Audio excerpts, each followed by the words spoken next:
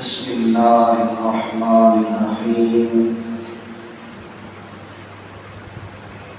قل لا اسألكم علیہ اجرا الا المودۃ فی القربى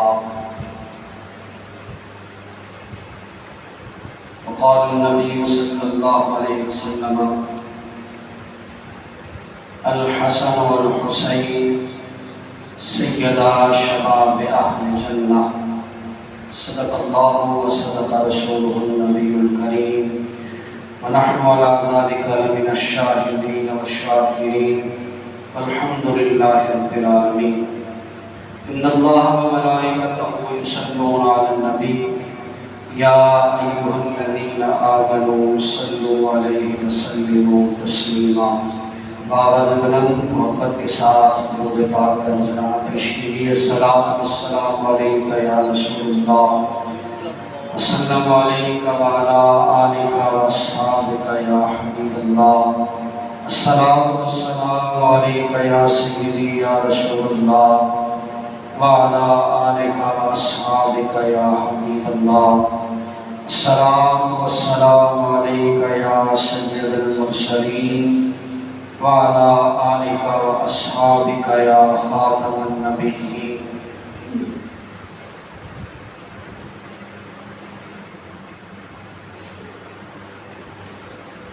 حمد و صلاۃ کے بعد اللہ رب العالمین کی توفیق اور اس کی عنایت سے آج جمعۃ المبارک کے لیے بطور فرمائش اہل بیت اطہار میں سے شہزادہ رسول سبط رسول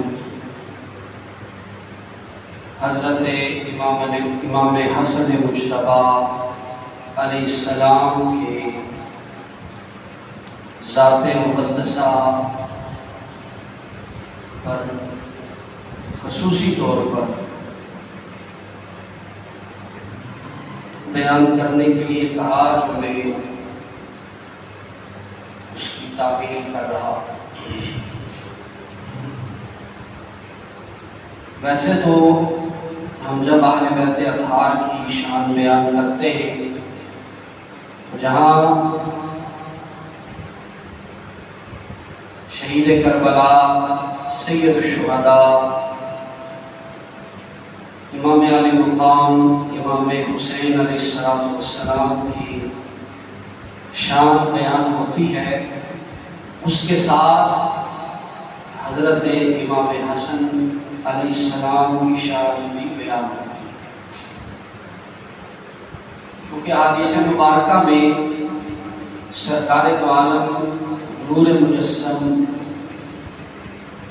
جناب احمد مجتبی محمد مصطفیٰ صلی اللہ علیہ وآلہ وسلم نے جہاں بھی تذکرہ فرمایا وہاں دونوں شہزادوں کا تذکرہ فرمایا،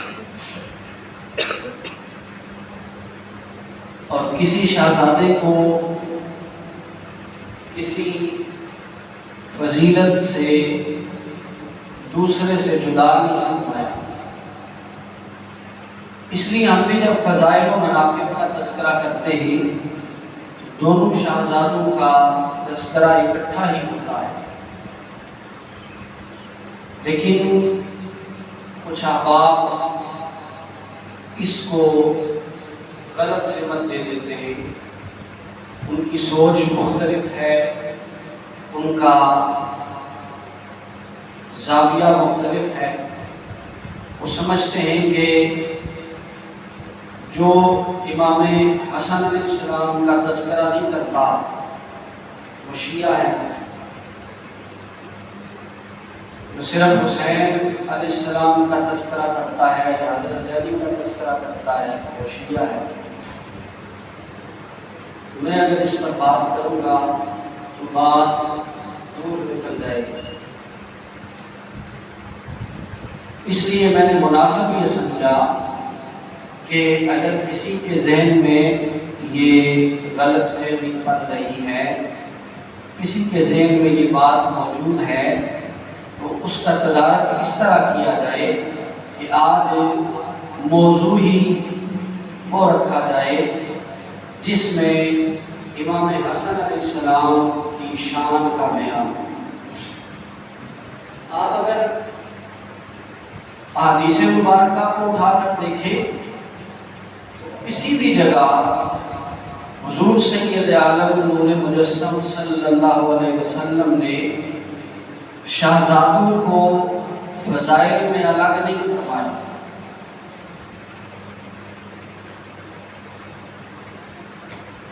دونوں شہزادوں کے لیے سرکار دو عالم صلی اللہ علیہ وسلم کے فرامین یکساں ہیں۔ روایت میں یہ بھی ملتا ہے کہ حضور شہزادوں کو گود میں بٹھا کر سونگا کرتے تھے،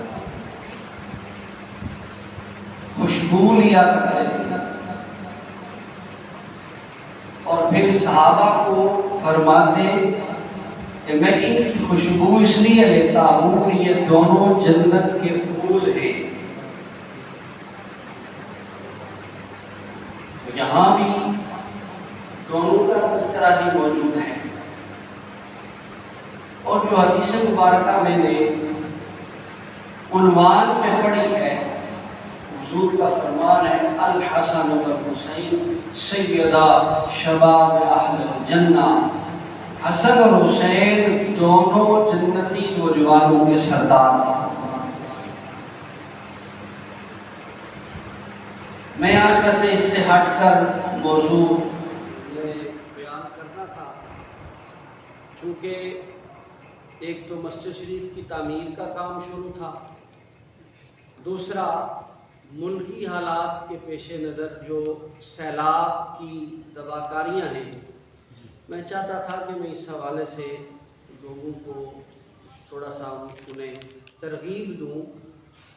وہ انشاءاللہ میں آخر پر اپنی گفتگو کے آخر پر جب سارے لوگ اکٹھے ہو جائیں گے تو میں اپنا مجمع نظر سب کے سامنے رکھوں گا، اور ہم کوشش کریں گے انشاءاللہ العزیز کہ ہم اپنے ان بھائیوں کی خدمت کے لیے جو کچھ کر سکیں وہ انشاءاللہ ہم کریں۔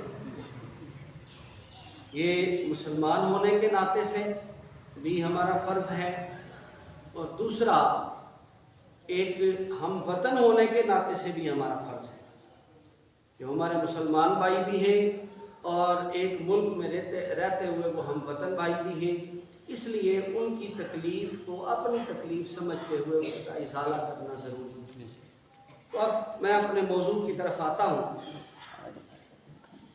حضور آقا علیہ الصلوۃ والسلام کے شہزادے جن کا نام سیدنا امام حسن مجتبی علیہ السلام ورضی اللہ تعالی عنہ، آپ خلفائے راشدہ میں آپ کی آخری ترتیب کے لحاظ سے آپ آخری خلیفہ راشد ہیں۔ ویسے تو لوگ یہی سمجھتے ہیں کہ خلفائے راشدین 4 ہیں، لیکن حضور آقا علیہ السلام نے جو خلافت کی مدت بیان فرمائی ہے، اس مدت خلافت میں جب تک امام حسن کا خلافت کا وہ عرصہ جس میں آپ نے خلافت فرمائی، جس میں آپ نے حکومت فرمائی، وہ اگر اس سے نکال دیا جائے تو پھر جو ہے نا وہ خلافت راشدہ پوری نہیں ہوتی۔ اس لیے آپ کو اور علماء فرماتے ہیں ان کی خلافت راشدہ کو حضرت علی المرتضیٰ کی خلافت راشدہ میں ضم کیا جاتا ہے، اور خلفائے راشدین کو 4 ہی لکھا جاتا ہے، لیکن حقیقت حال یہ ہے کہ آپ اسلامی خلافت کے 5ویں خلیفہ ہیں، اور آپ کی ولادت یہ میں جو چیزیں بیان کر رہا ہوں حضرت امام یوسف رحمۃ اللہ تعالیٰ نے آپ نے اپنی کتاب شرح النبوت میں لکھی۔ آپ کی ولادت مبارکہ جو ہے وہ 15 رمضان المبارک 3 ہجری، آپ کی ولادت مبارکہ مبارکہ ہے اور حضور آقا علیہ السلام نے آپ کا نام حسن رکھا، اور حسب روایت 7ویں دن آپ کا عقیقہ کیا گیا، آپ کے سر کے بال دھوائے گئے اور ان بالوں کے وزن کے مطابق چاندی کو صدقہ کیا گیا۔ حضرت ابو احمد عسکری رحمۃ اللہ تعالیٰ نے فرماتے ہیں حضور اکرم نور مجسم صلی اللہ علیہ وسلم نے آپ کا نام حسن رکھا اور کنیت ابو محمد تجویز فرمائی،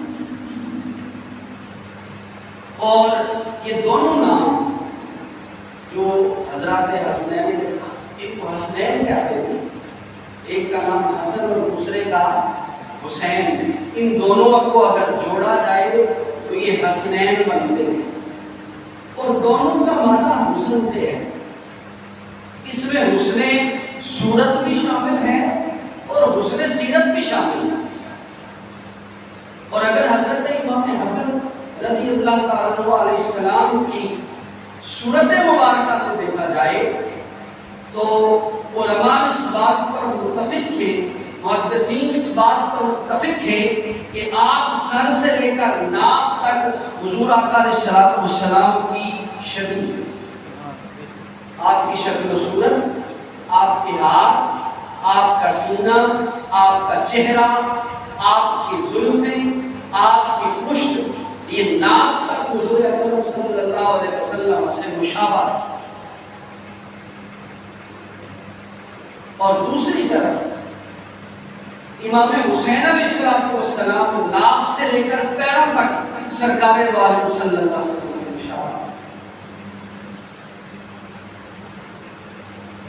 اور یہ وہ شہزادے ہیں رسول اللہ کے صلی اللہ علیہ وسلم جن کے ساتھ جناب سیدہ طیبہ طاہرہ سلام اللہ علیہا بے حد پیار کیا کرتی،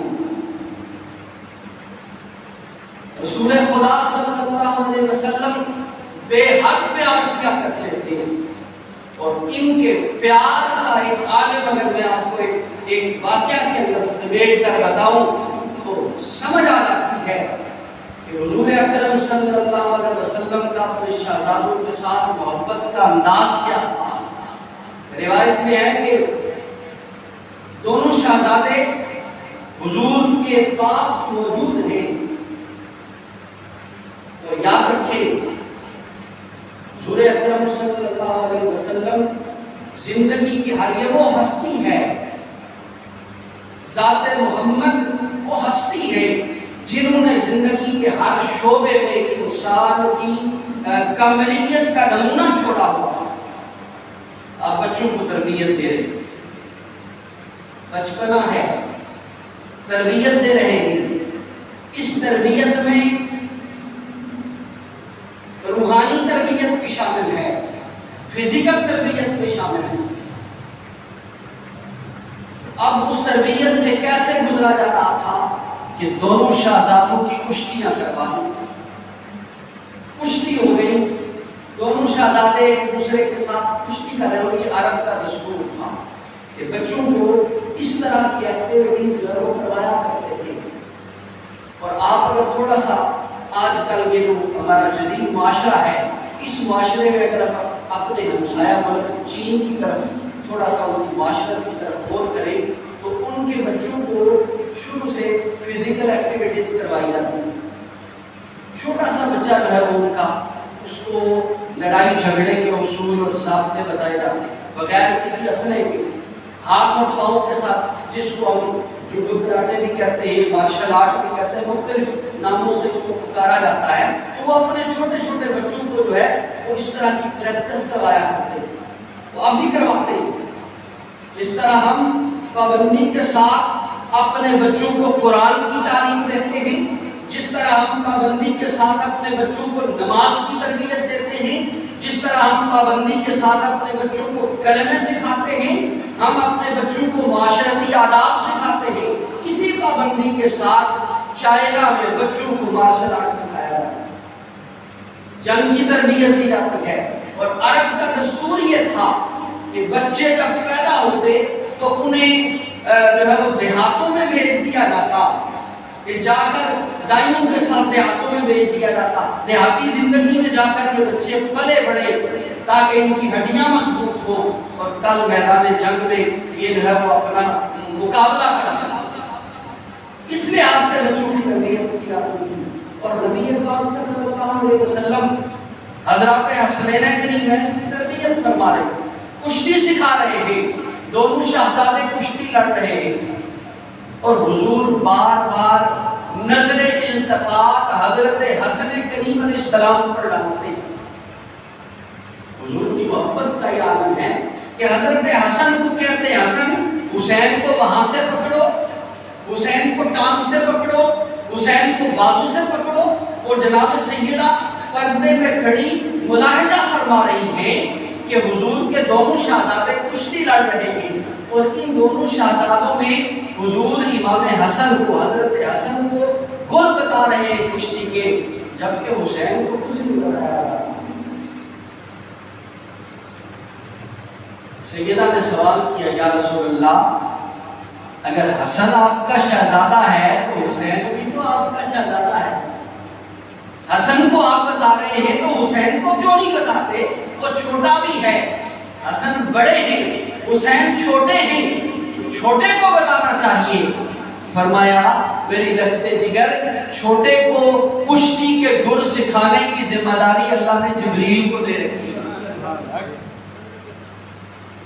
مفہوم یہ ہے اس کا کہ حضور علیہ السلام دونوں شہزادوں سے محبت رکھتے ہیں، اور جب آل کو آپ نے آل کی محبت کا درس دیا امت کو تو یہ نہیں فرمایا کہ حسین سے محبت رکھنی ہے تو حسن سے محبت نہیں رکھنی، یہ نہیں فرمایا، بلکہ دونوں کی محبت کو لازم و ملزوم کرا دے۔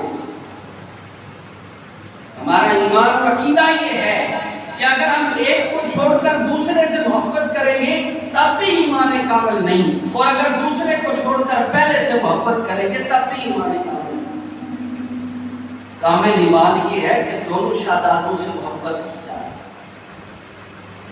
اور باقی جہاں تک ان کی شان کا تعلق ہے، جہاں تک ان کی فضیلت کا تعلق ہے، ان کی فضیلت بتانے کے لیے ہمارے لفظ کم ہیں، ہمارے پاس جو ہے وہ الفاظ کا ذخیرہ کم ہو جاتا ہے، ہمارے پاس وکیبلری کم ہو جاتی ہے، ہمارے پاس جو ہے وہ لفظ اور حروف جملے کم ہو جاتے ہیں ان کی فضیلت کو بیان کرنے کے لیے، چونکہ وہ ایسی ہستیاں نہیں ہیں جو کسی کے جو فضیلت بیان کرنے کا محتاج ہوں، وہ ہیں جن کی فضیلت اللہ قرآن میں بیان کرتا ہے،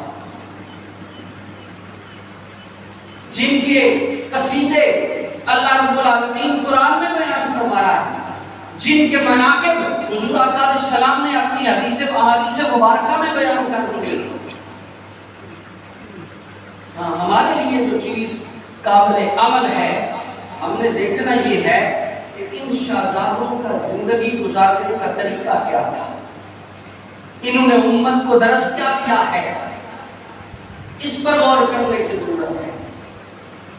اور کربلا واقعات سنانے کا نام نہیں، بلکہ کربلا اس سبق کو دہرانے کا نام ہے جو اہل بیت اطہار نے پیدائش سے لے کر شہادت تک ہمیں دیا ہے۔ یہ نہ سمجھیں کہ صرف امام حسین ہی کربلا کے شہید تھے، اس شہادت کا مقام الگ ہے، لیکن امام حسن علیہ السلام جس مقام پر تھے وہ بھی بہت الگ مقام۔ انہوں نے امت کے درمیان توازن کو برقرار رکھا، امت کے درمیان محبت کو برقرار رکھا، امت کے درمیان صلح جوئی کو برقرار رکھا۔ اور حضور آقا علیہ السلام فرمایا کرتے تھے، بخاری شریف میں ہے، حضرت ابی بکر رضی اللہ عنہ آپ فرماتے میں نے رسول اللہ کو دیکھا، آپ منبر پر تشریف فرما ہیں اور جناب حسن بن علی علیہ السلام آپ کے ساتھ ہیں، ایک مرتبہ آپ لوگوں کی طرف دیکھتے ہیں اور ایک مرتبہ امام حسن کی طرف دیکھتے ہیں اور پھر فرماتے ہیں ان ابنی ھذا سید، میرا یہ بیٹا سردار ہے، میرا یہ بیٹا بولیے کیا ہے؟ سردار ہے. وَلَعَلَّ اللَّهُ أَن يُصْلِحَ بِهِ بَيْنَ فِئَتَيْنِ مِنَ الْمُسْلِمِينَ. فرمایا ان قریب وہ وقت آنے والا ہے، شاید وہ وقت قریب آنے والا ہے جب میرا یہ بیٹا جو مسلمانوں کے دو گروہوں کے درمیان صلح کا کام کرے، ان کے درمیان فتنے کو ختم کرنے کا باعث بنے گا، ان کے درمیان صلح کو قائم کرنے کا باعث بنے گا.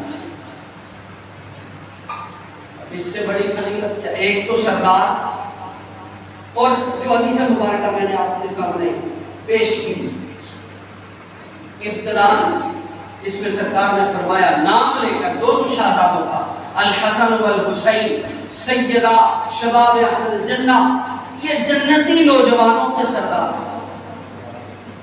اب یہاں ایک بات جو قابل توجہ ہے، وہ ہمیں یہ سمجھ لینا چاہیے کہ قیامت والے دن یہ دونوں ہمارے آگے ہوں گے اور ہم ان کے پیچھے جنت کی طرف جا رہے ہیں. کیونکہ قیامت میں کوئی بھی بوڑھا نہیں ہوگا، سارے نوجوان ہوں گے. بڑھاپے میں کوئی جنت میں نہیں جائے گا، عالم جوانی عالم شباب میں جنت کی طرف بھیجا جائے گا. اور میرے آقا کریم علیہ السلام کا فرمان ہے، اب میں تھوڑی سی توجہ اس فرمان کی طرف دلانا چاہتا ہوں. اللہ کرے آپ اپنے ذہن کے دریچے کو کھول کر اس بات کو سمجھ لیں کہ میرے آقا فرمانا کیا چاہتے ہیں، میرے آقا بتانا کیا چاہتے ہیں. میرے آقا کریم علیہ السلام ہمیں خبر کیا دینا چاہتے ہیں. سرکار نے فرمایا الحسن والحسین سیدہ شباب اہل الجنہ، وہ اہل جنت کے نوجوانوں کے سردار حسین ہوں گے. اور یہ بھی احادیث میں موجود ہے، حضور نے فرمایا جنت میں سارے عالم شباب میں جائیں گے. تو اہل جنت میں کون کون ہوگا؟ بولیے جنت میں کون کون ہوگا؟ سارے مسلمان، اور مسلمانوں میں درجہ بدرجہ، مومنین میں درجہ بدرجہ سارے جنت میں ہوں گے. اور مومنوں میں سب سے افضل درجہ جو جنتیوں کا ہے وہ انبیاء کرام کا ہے. بات سمجھ آ رہی؟ وہ انبیاء کرام کا درجہ ہے، وہ بھی جنت میں. اور حضور نے فرمایا یہاں پہ کوئی تخصیص نہیں ہے کہ یہ بات صرف امت کے لیے ہے. فرمایا شباب سیدہ شباب اہل الجنہ، جو جنت میں ہوگا حسن اور حسین اس کے سردار ہیں. سمجھ آ رہی؟ اب اس سے بڑھ کر فضیلت اور کیا ہو سکتی ہے؟ یہاں اس سے بڑھ کر کوئی فضیلت آپ کی طرف سے بنا کر بیان کر نہیں. جو سرکار نے بیان فرما دی وہ کمال ہے. ہمارے لفظ جواب دے دیتے ہیں، ہمارے جملے جواب دے دیتے ہیں، ہماری زبان جواب دے دیتی ہے. ہم ان کا مرتبہ و مقام نہیں بیان کر سکتے. میرے آقا کریم علیہ السلام حضرت عبداللہ بن زبیر رضی اللہ تعالیٰ عنہ فرماتے ہیں کہ ایک تو آپ نے جیسا میں نے پہلے بات بیان کی، آپ فرماتے ہیں کہ حسن علیہ السلام رسول اللہ کے مشابہ، ناف سے اوپر رسول اللہ کے بالکل مشابہ کیا. اور دوسری روایت آپ فرماتے ہیں کہ جب میں نے دیکھا ہے کہ جب رسول اللہ صلی اللہ علیہ وسلم نماز پڑھتے ہوئے سجدے میں جاتے تو حضرت حسن بن علی علیہ السلام آگر آپ کی پشت پر یا آپ کی گردن پر سوار ہو جایا کرتے، آپ کی پشت پر یا گردن پر سوار ہو جایا کرتے تھے. اور پھر اگلی بار حضرت سیدنا ابو بکر صدیق رضی اللہ تعالیٰ عنہ آپ دیکھتے ہیں کہ حضرت حسن کریم علیہ السلام رسول اللہ کے کانوں پر تشریف فرما ہے اور رسول اللہ مسجد نبوی شریف میں اپنے ہاتھوں اور گھٹنوں کے بل چل رہے ہیں، ہاتھوں اور گھٹنوں کے بل چل رہے ہیں. سواری کروائی جا رہی ہے اپنے نواسے کو. تو حضرت ابو بکر صدیق فرماتے ہیں نعم المرکب، مرکب کہتے ہیں سواری، کتنی خوبصورت سواری، کتنی خوبصورت سواری ہے. میرے آقا فوراً فرماتے یہ نہیں دیکھتے نعم الراکب، وہ سوار ہونے والا کتنا اچھا بادشاہ ہے جس کو اتنی خوبصورت سواری دی. یہ صفت جو تم سواری کو دے رہے ہو، اگر اس صفت سے متصف سوار کو دیکھو تو اس کی فضیلت کا عالم کیا ہے جس کو اتنی اعلیٰ درجے کی سواری ہوئی.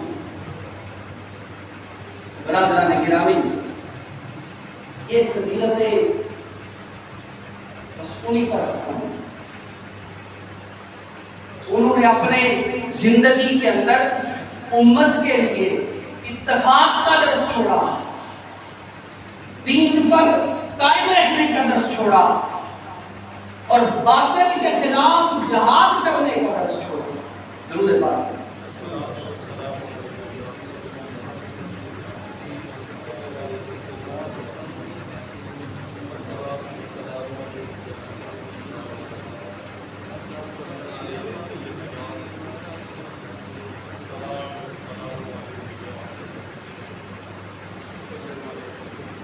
سخاوت کا عالم.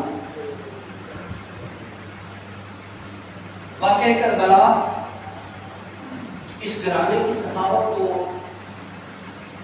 عام ہے اور قرآن اس کا بیان کرتا ہے. ہمارے اور آپ کے بیان کرنے کی بات نہیں ہے، قرآن اس کا بیان کرتا ہے. یطعمون الطعام علی حبہ مسکینا ویتیما واسیرا انما نطعمکم لوجہ اللہ لا نرید منکم جزاء ولا شکورا.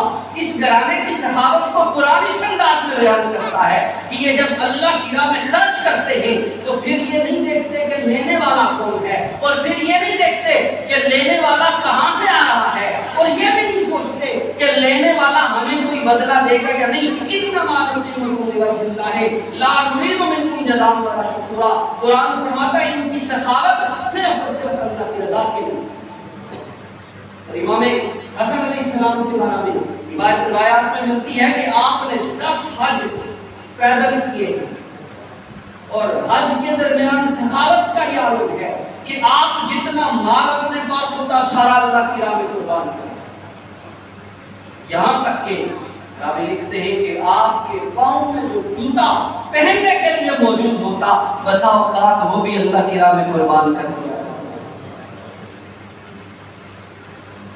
اب یہ وہ باتیں ہیں جو ہماری تعلیم کے لیے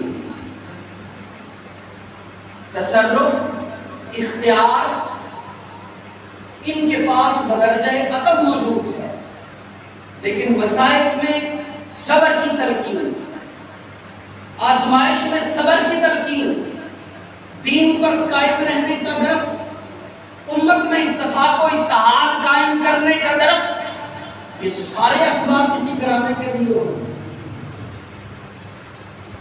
جب حضرت امیر معاویہ اور آپ کے درمیان جو ہے وہ حضرت علی کے درمیان خلافت کے حصول کے لیے کوششیں ہوئی، امام حسن 6 ماہ خلیفہ رہے.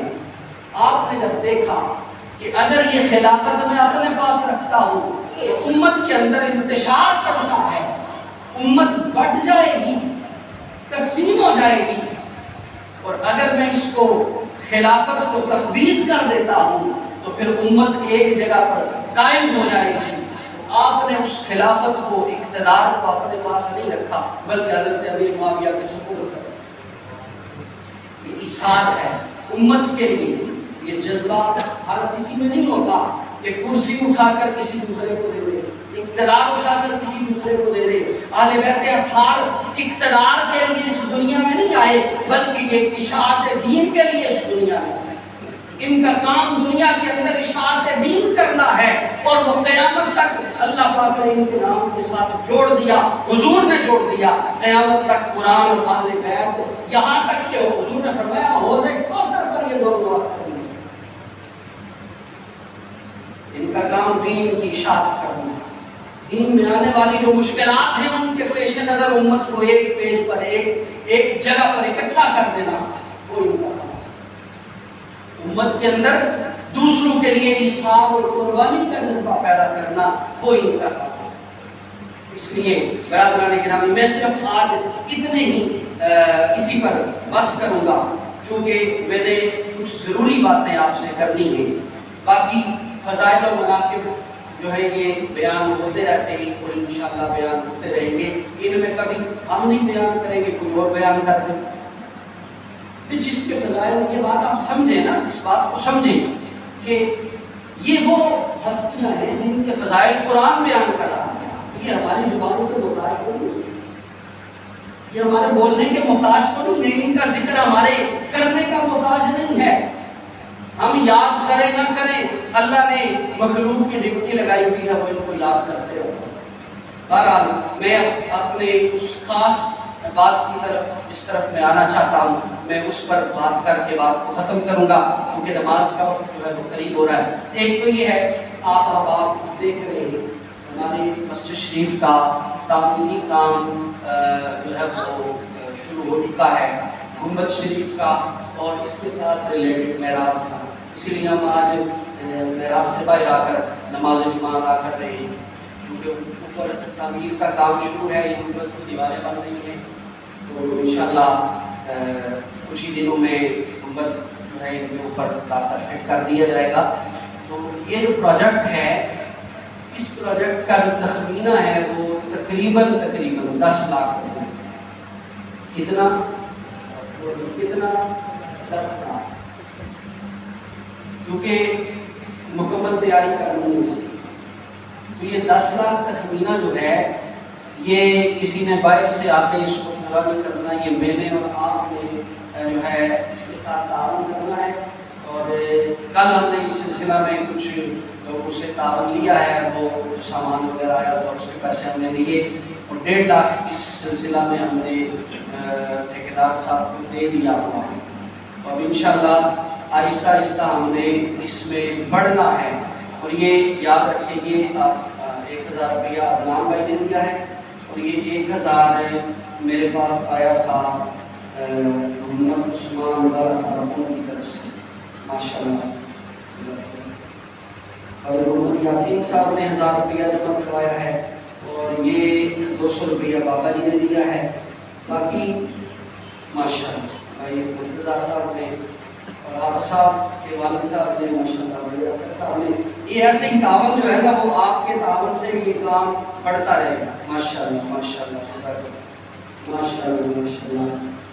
یہ اللہ رحمہ صاحب نے بھی 1000 دیا. یہ جتنے بھی ہیں میں اعلان کر سکوں یا نہ کر سکوں، بہرحال یہ آپ کے جو ہے وہ ہمارے پاس آ گئے ہیں.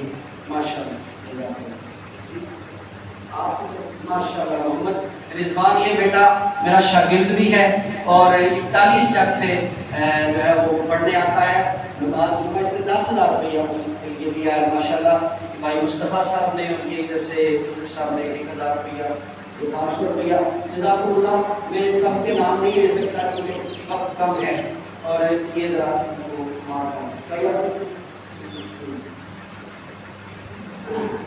اچھا، یہ سلسلہ چلتا رہے گا، لیکن اس سے اگلی بات جس پر ہمیں اس وقت تھوڑی توجہ دینے کی ضرورت ہے، وہ بات یہ ہے کہ ہم اگر اپنے ملک میں دیکھیں تو سیلاب کی جو صورتحال ہے وہ بڑی بہت تباہ کاریاں ہیں سیلاب. اور ان تباہ کاریوں میں ہمارے مسلمان بہن بھائی، بچے بچیاں جو ہیں وہ ان کا جو ہے وہ حال ادھر وہاں پرسانے حال نہیں ہے.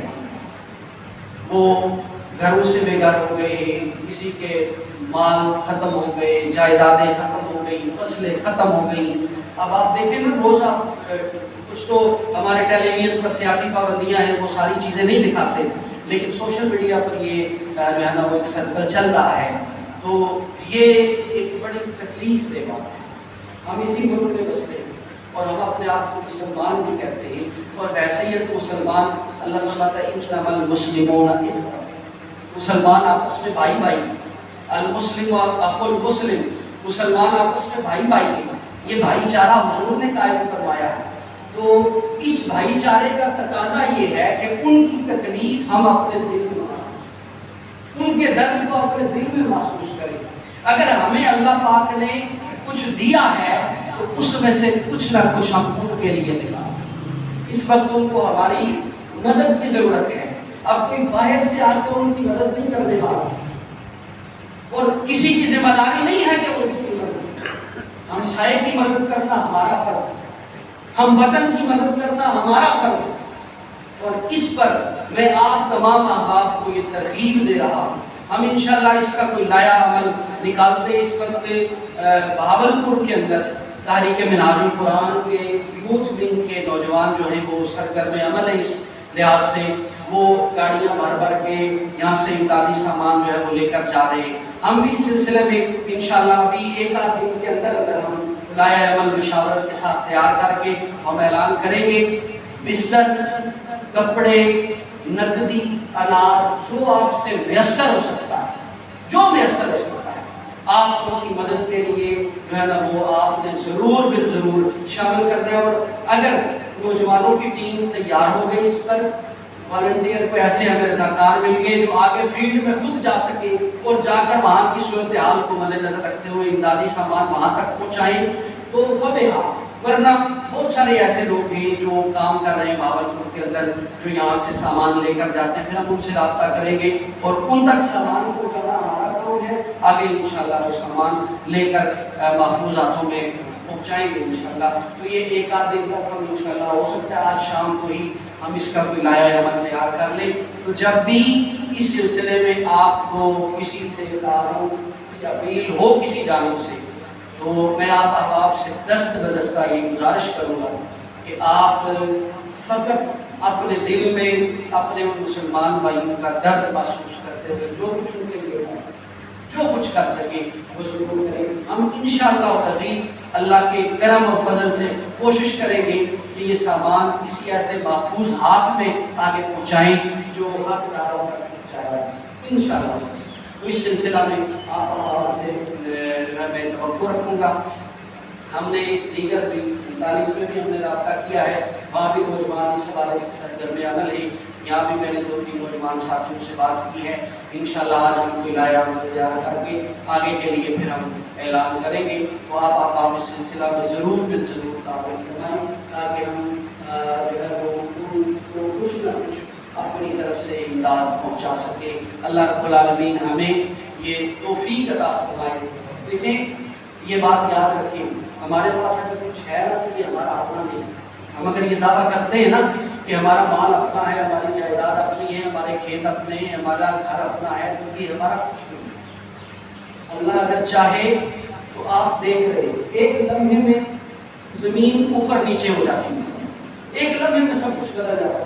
سب قرآن میں اس کی بہت ساری مثالیں موجود ہیں، میرے پاس وقت نہیں کہ میں آیتیں پڑھ کر آپ کو مثالیں دوں۔ کہ ہمارا کچھ بھی نہیں ہے، کہ جو کچھ بھی ہے وہ جانب اللہ ہے۔ نہ اس میں ہمارے زور بازو کا کام ہے، نہ اس میں ہماری محنت کا عمل دخل ہے، نہ اس میں کوئی ہماری جو ہے نا وہ کوشش کا عمل دخل ہے۔ اللہ نے راضی ہو کر یہ نعمتیں ہمیں دی، یہ اس کی راضی ہونے کا سبب ہے، یہ اس کے راضی ہونے کی وجہ ہے کہ ہمیں یہ نعمتیں مل رہی ہیں کھانے کے لیے۔ ہم جو ہے نا وہ سیلاب سے محفوظ ہیں، ہم بارشوں سے محفوظ ہیں، نہیں تو دائیں بائیں جو ہے وہ بارشیں دیکھیں کتنا نقصان کر رہے ہیں، ہم اس نقصان سے محفوظ ہیں۔ یہ اللہ کا کرم نہیں، اس کی نعمت نہیں ہے، تو وہ اس کی نعمت کا شکرانہ ادا کرنا ضروری ہے۔ اس نے کہا ان شکرتم لازیدنکم، تم شکر گزاری کرو گے تو میں دیتا رہوں گا۔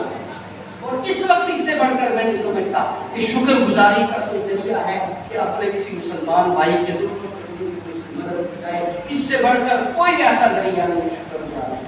سب سے اولین فرض اس وقت ہمارا ہے کہ ہم اس پر کوشش کریں اور کوشش کر کے ان کے لیے کوئی نہ کوئی ایسی سبیل، کوئی نہ کوئی ایسا سبب، کوئی نہ کوئی ایسا راستہ بنائیں جس کے لیے یہ ان تک ہمارے طرف سے کچھ نہ کچھ تحفہ پہنچ سکے۔ اللہ رب العالمین مجھے اور آپ کو عمل پر توفیق اور استقامت عطا فرمائے۔ وآخر دعوانا ان الحمد للہ رب العالمین۔ سنت